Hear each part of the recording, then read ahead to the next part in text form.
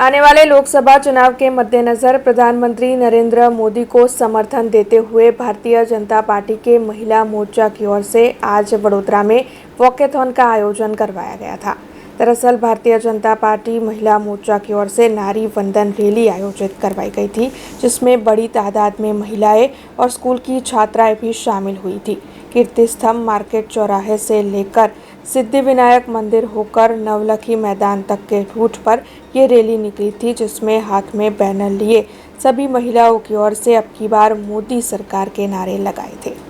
आज आम 3 દિવસથી આજે 4, 5 અને 6 આમ જોવા જાય તો 8મી માર્ચ મહિલા દિન તરીકે ઉજવાય છે। 8મી માર્ચ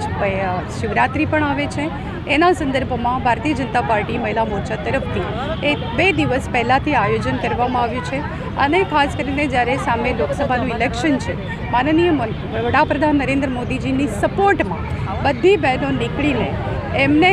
मोदी जी है तो मुमकिन है आ संदर्भ में एनजीओ साथे अने साथे साथे पार्टी बहनों जोड़ाईने आज सवारे एक वॉकेथॉन जेवुं कर्युं छे अने एमना सपोर्ट में सौ बहनों है नारी शक्ति वंदन ए बिल पण एमने पास कर्युं छे। एटले बहनों एमनी जोड़े आम तो छे सतत बहनों की चिंता करता आव्या छे, एटले हवे मेजोरिटी में बहनों एमनी जोड़े जोड़ायेली छे अने एमना माटे घणी बधी योजनाओं माननीय वडाप्रधान नरेंद्र मोदीजीए लॉन्च करेली छे।